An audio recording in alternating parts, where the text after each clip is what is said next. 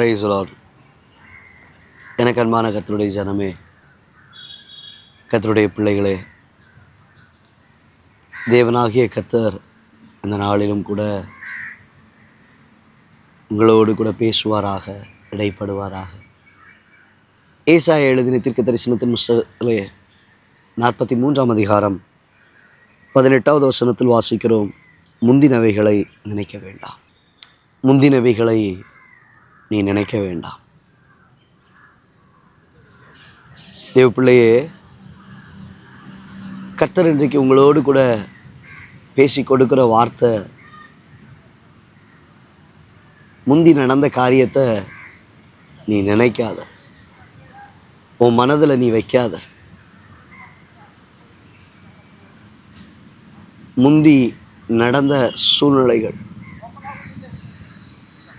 முந்தி உன் வாழ்க்கையில் நடந்த கசப்பான அனுபவங்கள்,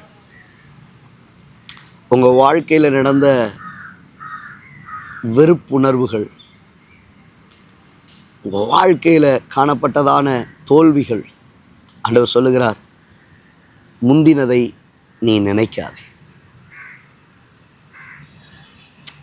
பழைய பாவம், ஆண்டவரே சொல்லிட்டாரு, உன் பாவத்தை நான் என் முதுகுக்கு பின்னாடி தூக்கி போட்டுட்டேன்பா.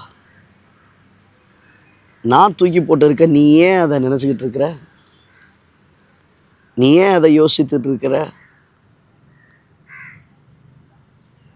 கடலின் ஆழத்தில் கொண்டு போய் போட்டுட்டாராம். அப்போ ஆண்டவர் அதை ஆழத்தில் கொண்டு போட்டதுக்கப்புறம் நீ ஏன் அதை தோண்டி எடுக்கிற? முந்தினதை நினைக்காதே.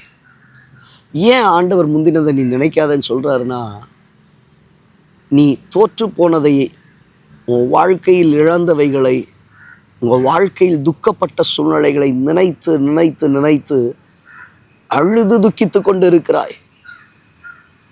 அழுது புலம்பிக்கிட்டு இருக்கிறீங்க. அதை சொல்லுகிற வார்த்தை, அதை எல்லாவற்றையும் அப்புறப்படுத்துங்க, அப்போ தான் நீங்கள் எழும்ப முடியும்.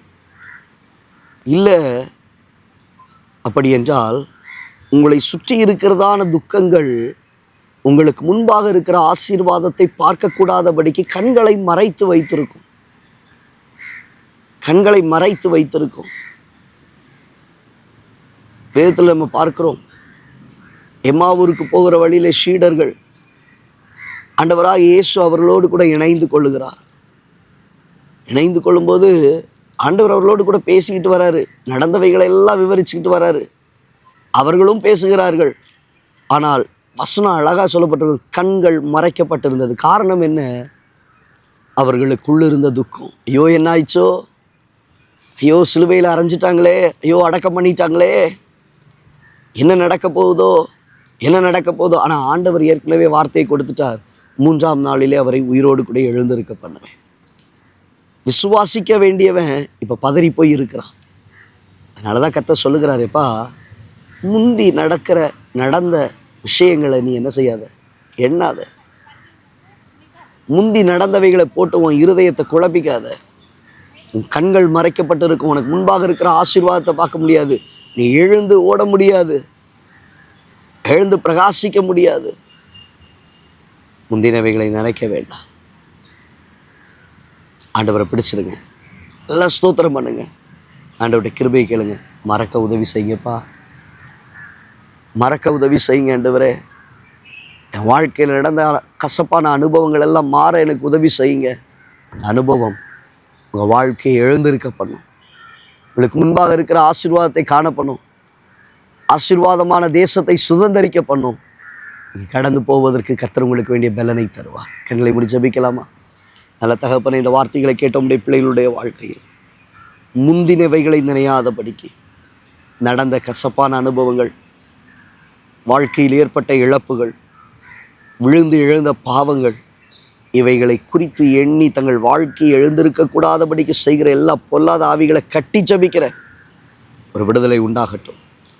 முந்தினவைகளை நினையாமல் தேவ சமூகத்திலே தங்களை திடப்படுத்தி கொண்டு ஜெபித்து எழுந்து கடந்து செல்ல முடிய பிள்ளைகளுக்கு கிருபை பாராட்டும். தாழ்த்தி ஒப்பு கொடுப்போம். இயேசுவின் நாமத்தில் பிதாவே.